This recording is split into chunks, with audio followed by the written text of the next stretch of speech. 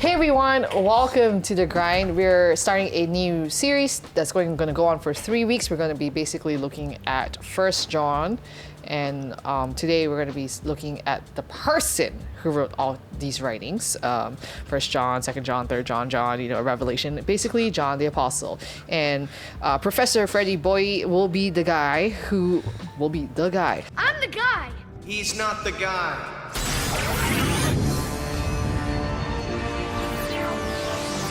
I am. I'm the guy. The real guy. The expert on this topic. He'll be, sharing for the next 3 weeks. So it's going to be really exciting. The first weekend was already great. So we're just going to get right into it. Again, first message, looking to the apostle first. This apostle, yes, is like John the Beloved. It's the disciple who Jesus loved. We read about that, right? I mean, he clearly knew his position in the inner circle of Jesus. But also one of the nicknames was Sons of Thunder. Just because they were really loud and I guess angry and called forth lightning from heaven to people who displeased them, the kind of deal. If we had a nickname, like what would our nickname be if Jesus were to give us one? Stubborn. Oh my god. No, because there are nicknames in Chinese saying you are the ghost of ramen or you are the ghost of cars or whatever. Really, Chinese? Yeah. Ghost of ramen, ghost of cars. Yeah. 拉面之鬼. Oh, interesting. Yeah, that means you are the top representative of this certain trait. Mm-hmm. And then they call me like ghost of principles. Because there was a metal can in the fitness class of those egg rolls. Uh-huh. The egg rolls that look like a cigar. Oh, yeah, the ones you eat. Okay. Yeah. And then, but we couldn't find things to open it. And there were scissors, but then no, the scissors is not for opening cans. We need a proper spoon utensil. or something. Yeah. But then finally I gave up and used the scissors. Yeah. Oh, stubborn. I see what it is. Yeah. I think for me, I'm gonna relate it to how Jesus renamed Peter. Mm-hmm. Oh, from Simon to Peter because he's a rock. Yeah. So I think what you call me is his giant. Because you see, a lot of people have been prophetically speaking over me. They're like HKSM, practicing the prophetic, and they're like, oh, I see a giant, and I'm like, always, literally. I was like, are you seeing with your spiritual eyes or your physical eyes? She was a small tiny lady. He's like, yes, I see it. Yeah. But then, and it was so repetitive. That's why every time I hear it again, I'm like, I'm gonna start doubting a little bit more that this is from God. But then I actually realized that that was something God wanted to reassure me. That was actually something that maybe it's a trait that I did not fully believe in myself. Mm-hmm. So in the same way that God renamed Simon to Peter to remind him that he's a rock, I think God would call me a giant to remind me of that trait that he made me to be in his kingdom. Yeah. Right. So I think you guys know this. Like, my name Patrina is the Peter. Yeah, it's the female version of Peter, right? So, and like Peter, sometimes I do first, then think. Don't think, just do. I don't know. I mean, I don't think I'm as super impulsive as him, but sometimes I do first, oh, maybe that's not a good idea to to climb over this rock because now I don't know how to get back. That kind of thing, right? So there have been moments in my life where it's like that. I feel as though I'm less impulsive and less dumb, but I definitely wouldn't be one who were to be entrusted. Well, I do remember details, but maybe not the important details. Because I have, as y'all know, I have my quote book where I like to write down quotes of what people say. So maybe, in the long run, I might be that person that writes as well. So maybe I'm Matthew. Based on everything, a scribe. I don't know. But anyways, yeah, like Peter, I've definitely done stuff that I really shouldn't have done. Without thinking. One time, I was holding a bowl. I was just trying to strain pasta from the pot, and I was straining in the colander, and I wasn't thinking, but I was holding the colander in my hand, and then I was pouring the pasta into the colander while the colander was in my hand, thinking obviously the water got in my hand and it hurt quite a bit. which was like, what were you thinking, Petrina? Clearly wasn't. I fully was expecting you to like keep the water but throw the pasta. Oh no! It was just I was hand, gonna go on the hand, water on my hand. Stupid. But you Very- know, a story always has two sides. Yeah. And if you look at it the other way, is you know you have this drive for initiative. Uh-huh. So has that ever helped you ever? I guess. I think it has, and it has also created more work for me. It's more of like, this is a problem. Like, do you see it? And then they're like, yeah. Thanks, pet. So that's why sometimes now I'm like down there. It's like if I see a problem, like nope, don't say anything, you know, because if I say it, that means I have to fix it, and I don't want to fix it because I don't have the capacity to do so. So let it burn, maybe. Just kidding, but yes, definitely Yeah. it does has been for good so far. But I think what was cool with John's that he has definitely transformed, right, from being like that, you know, Sons of Thunder guy to like the beloved, you know, apostle. And I guess he's definitely been through a lot. Like he is, God. It just really shows that God uses all kinds of people. Like Peter, yeah, like he was the impulsive guy, or whatever, but he used him to transform like Cornelius, right? And so. Yeah, so God transformed John and also used his personality in writing his gospel and letters. So, share an area God has made a change in your life to enable you to better serve him. I think one area that God definitely needed to fix is that I used to have this major problem with fear of man. And to make it poetic, he changed the fear of man to the fear of God. But I mean, like, as someone who really like builds his identity based off like what other people say, I think it was so important that he really shifted that, and so now I feel I am more efficient, more effective. I think in terms of ministry, like me now having a better perception of myself and who I'm defined in. I feel like that's why like I think we've talked about this before about the importance of identity. You know, if that is weak, then oopsie-doo, ministry Yeah. might not be the place for you. That rhyme. Unknowingly rhymed, yes. Very intentional, yeah. Okay, all right, cool. Yes. Yeah. Well, I'm hesitant to say there's one area that is definitively changed, but Or maybe changing. yeah, evolving. changing. Okay. I guess not guess, but I'm noticing that in addition to seeing the worst in people, maybe because of all the detective stories Yeah. or Yeah. just being cynical to the world. Yep. Understand. I'm starting to appreciate people, trying to see what they are good at. Even though my feelings or my thinking is telling me the opposite. Try to look at how they are good. Maybe not in their actions, but maybe their heart is good, or maybe their skills are weak, but then they have a really good empathy with other people. Yeah. I think one area in my life that I've grown in is patience and filtering my words and being encouraging.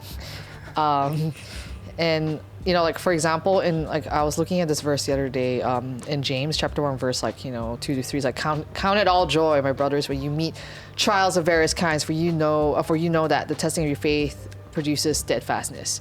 And I think all the different things I've been through has definitely grown me in my patience and my steadfastness to really trust in the Lord. So, and I guess because of that, like it's also like, and he wanted me to persevere to serve him as well, to know that he's sovereign and he's got the big picture in mind. So that's one change. Like again, if you looked at Pet like 10 years ago, she had no filter, and she was not patient. And I like to say, I'm definitely less competitive now. Okay, fine. I mean, I No, am. I'm kidding. I'm kidding. I was like, Okay, I'm kidding. I am less competitive, but Yes. yeah, I would say that has evolved over time, which also I think, then working different personalities as well, learning how to serve, like, work alongside different people, because the body of Christ is huge, it's diverse, and you're going to get everyone who's like from different, different kinds of like, on different kinds of spectrum, like whether you're like laid back or not, whatever it is. And basically, I think God has really molded me and shaped me to be steadfast and to be patient, to work with different people, because I know the end goal is this, glorify the Lord. So let's talk about like, one area in your own life or personality that remains unchanged and which God can also use to better serve him. For me is definitely when I'm passionate about something, I go pretty deep into it. Like filmography, cinematography, video games, other games, right? It's like when I'm passionate about it, I can go all in and not get bored. I think that's something that didn't change, but God simply changed the direction. Like he basically like from all like movies, camera stuff, right? He just like changed their direction. So I'm kind of like aligned to his goal, and so now my passion is directed that way. I can go in depth this way. So yeah. Something similar to you. I still have that analytical mindset, but it's just shift my perspective a little bit towards the middle rather than immediately giving a negative conclusion. Like let's see both sides, and then a little bit of yours as well. So instead of like having the perfect answer before I speak or having the full picture before I take the first step, how about like have a balance? Like, try to take the first step and then evaluate, and then take the second step and evaluate. Yeah. Yeah. Like, I think one thing that has been consistent about me is I am pretty laid back, and it also is, I guess also like I don't really take offense easily. It's hard to really make me super angry. You've seen me frustrated, you see me irritated, as I've just shared about my irritation with umbrella walkers and in the rain, especially in Hong Kong, like all this. Don't get me started. Basically, okay. Anyways, I'm not gonna go down. But you've seen me like get irritated, get frustrated. But in terms of like angry, like I'm about to flip tables and like go crazy on someone, it's very hard to get me to that level. And I think also like the whole flexibility and laid backness, I think has also worked to my advantage, especially during COVID. I think it's like a lot of things had to be like just be flexible, because you never know what's gonna happen. Like surprise, it's social distancing ban. Surprise, oh well, church is not in person today. So I think that God has used that. So here's the next question would be like, how do you differentiate between your own natural talent and the spiritual gift God has given you when you serve him? Like, can they be synonymous? Well, I think natural talent and spiritual gifts can be mutually exclusive. Meaning you can be very good at music, but at the same time, you can be totally neglecting God in your life and totally not worshiping him, whether on stage or in the studio or whatever. And I think you really need to be connected with God to use your talent for his kingdom. I think similarly, yes. I think it could be synonymous. I think that natural talent is actually just the fruit, and God's talent that he gave you, God's gift that he gave you is like the main tree, I think. And then it's literally the symptom of the natural talent is the symptom of like God's gift. So like, for example, like public speaking could be like the natural talent, but then the gift that God gave you is perhaps the gift of like evangelism. And so I think the way to differentiate natural talent and God's gift is like, where's the source of the efforts coming from? Like for example, public speaking, you can always improve your articulation, you can improve your writing, you can improve your vocabulary. A lot of these are just your own efforts. But like when it comes to evangelism, right? you cannot really rely on your own efforts in that case. Yeah. You're really relying on God. Like God could be like giving you like words of knowledge. Hey, talk about this. Hey, this person's suffering with that. You see, that's something you cannot really do from your own efforts. You really rely on God's efforts. So I think between those two, it's differentiating where's the source. Yeah. Yeah. Like, I mean, again, also like if you think about like what Nikki Gumbo was sharing at the Alpha event, like just this past week, like he was basically talking about how like he's run all these like small groups and everything, and and like Alpha wouldn't be where it was at if it wasn't for the Holy Spirit, right? If there was no Holy Spirit, no chance that this thing would have flown. And I think like with natural gifts and spiritual gifts, I don't know if they're like synonymous, because like I could be naturally gifted in running, but then what? It's like, what can we use for like spiritual gifts? I guess like run, use my gift and run for Jesus. The kind of thing. Like how Michael Kennedy, he's a high jumper, right? And he's like phenomenal, like high jumper, and I believe he is a future Olympian, and I can say that I have an Olympian friend, guys. But then like he's using that platform to bring glory to Jesus, which is awesome. And so like for example, if I were to look at myself, I'm not necessarily naturally, well, okay, like maybe I'm naturally inclined to like, be a good communicator, right? And then the spiritual gifting would be in teaching. So maybe that's how it can tie in, like, because of this being a communicator, it can be shaped into molded into this. But like, if I don't have the makings to be an administrator, there's no chance that we're going to take that and grow. So I think like sometimes, the Lord has blessed us with like each like unique and different gifts, and sometimes you might look at one gift and be like, oh, I wish I had that instead, then I'll be this and I can do that more effectively. I think it's also like learning to which lane you belong to, and yes, you can like try different lanes, but at the end of the day, like you're the best in your own lane, and so why don't you just capitalize on that and and bring in people. And so I like the idea of like staying in your own lane. I'm just thinking like, Mario Kart, when you're on that like, lane where it's like that extra fast thing and then you just go, I think that's what it looks like when you really know your gift and you operate in it and then you just go there. Like if you just like are stuck doing something that you're not gifted in, chances are you're miserable. You're not exhibiting joy of the Lord, and that's not going to draw people in. So that's my thinking, is that I think the Lord can use like the gifts that you have and form it to like you use it to bless people. And then I think like according to like the different spiritual gifts, like, I think there are certain spiritual gifts that I think we're more inclined to, right? And I feel like the Lord has proportioned to each person accordingly. And because I'm just not cared for certain things. Really but then sometimes there are relatively prominent people. They help, like a lot of people like their songs maybe. But then they would say, oh, I never learned music. I never learned composing. But then the Spirit guides me to do all these things.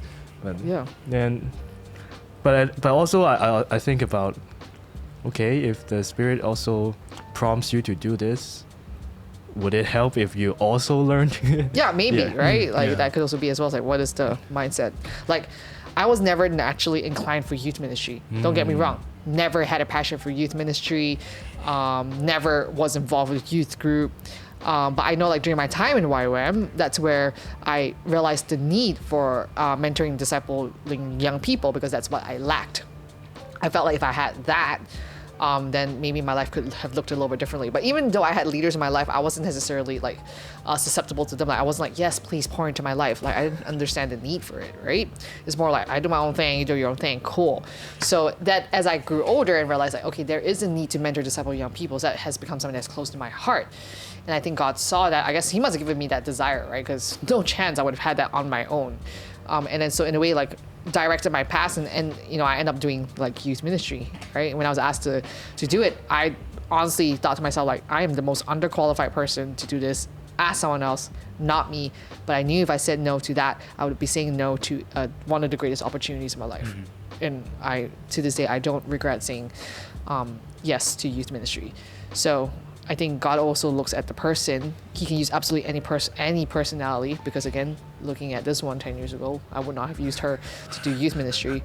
I was scared of the youth. Don't get me wrong, I was scared of them. But so it's just like your heart. He looks at your heart. Like, are you humble enough to want to be used by the Lord? So going back to that is like God can use absolutely any personality for his glory. He used Peter, he used John. Yep. So now John was the one person, the one apostle that lived the longest. And you might think like, oh, that's cool, right? But then obviously he was the one that lived the longest, but also saw all the things that happened. It was painful, right? Like to be the last one to go, to see your compadres like, die painful deaths and everything. He ended up like, and he saw things, right? He saw things, he remembered things. And at the end of the day, he was like alone writing all the writings, Revelation, all the above, like in the island of Patmos, right?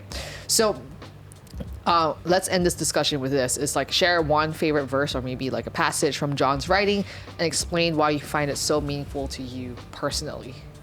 Like, so for me, one of the verses that really is, I hold dear to my heart is, I'm the vine, you're the branches, whoever abides in me and I in him will bear much fruit. Without me, we can do nothing. And why that's so core to me is because that was my theme verse for my DTS in YWAM. And that was everything that we did around it. And I think that was where like, I understood like what it meant to be to grow in intimacy with the Lord, to abide in the Lord, because I think I've always focused on like how much I can do by myself. It's all, like, I think for the longest time it was all works for me. Like I need to do this, I need to do that in order to gain favor, in order to get this, in order to access that. Again, treating God like a vending machine. But I think the key thing was abide in me and I in Him, right? Abide in Him and I in Him, right? Abide. Yeah. Anyways, so so the idea is abiding in Christ. And I think that was something that I never really embodied. And I think it's still a journey embodying that, abiding in Christ. And to know that without him, I can do nothing. So for me, that will be a verse that really speaks to me. Yeah. For me, it would be the scroll and the lamb in Revelation 5. Although there is debate on whether the John really wrote Revelation, but that is for another day. The passage is they have 7 seals, and then one angel is asking who is worthy to open the scroll, but then they couldn't find any people. But one of the elders say, like, cry no more. Actually, the Lion of Judah, the Root of David, Jesus has conquered everything, and he can open the scroll. And this passage means a lot to me because you really can see who Jesus is and what he represents in this passage. We know that from our own human strength, we actually cannot improve anything at all. We may have technology advancement, but then our morality, our evilness is actually the same. Like I just saw on Instagram people complaining about anti-Semitism again, saying it's no different from the 19 World War II period, and then it's the same now. We haven't improved a bit, and humans cannot save themselves. And if like Jesus hasn't conquered, then the whole world will like continue to destruction, and then why bother with anything if the world's gonna just go to destruction? So seeing that Jesus has conquered, and then seeing this like very mystical passage that he is worthy to open the scroll actually like gives a lot of hope and encouragement and awe and worship to God. Cool. For me is this is John 4:34. Like Jesus said to them, my food is to do the will of him who sent me, and to accomplish his work. And I'm pretty sure there's like other like verses by John that I appreciate, but it's blanking right now, or I just don't recognize they're from John. But this was just something I recently read with a group of friends, and I think what the neat part was that he used the word food to describe it, right? And the more I kind of dwelled on that, I was like, actually no, I'm beginning to understand that there are times where I've been like so low on resources, whether like I'm tired, or I don't have the patience, I don't have the energy, but then when God calls me to minister, oh my gosh, I come alive, and I think that's where I really understand this verse, is that in the sense of that like when I do it I get filled, but also at the same time that like it's food. It's like a necessity. I almost like crave it. I need to do it. And so I think this is one verse that stood out recently that I really like by John. Yeah. Yeah. I mean, John's writing is extensive. It's like, perfect love casts out fear. We've overcome the world. Yeah. Honestly, those Sunday school songs are the great way to memorize verses. Actually, one of the core Sunday school songs has nailed in John 13:35 for me. Basically, it's by this all men will know that you are my disciples if you have love for one another. John 13:35. What song is that? It's like one of those tapes, it's like by this all men will know that you are my disciples if you have love for one another. John 13:35. Okay. Anyways, I'm gonna put like a drum track on that. by this all men will know that you are my disciples if you have love for one another. John 13:35. Okay. I just remember the tape and that was just drilled to me. Wow. So yeah, I mean, loving others is also key to show that we are followers of Christ. Anyways, so it'll be really cool to hear, what Professor Freddie has to say about the rest of the, in messages, and I think it's very insightful. This man knows what he's talking about. He's definitely done his, the fact that he was gifted a commentary on John when he was, it's like, well, that's great. He knew what to do with it. If I was given that when I was 12, like, put it aside. Anyways, that's that for today. Thank you so much for joining us, and we will catch you next time. Bye. Bye.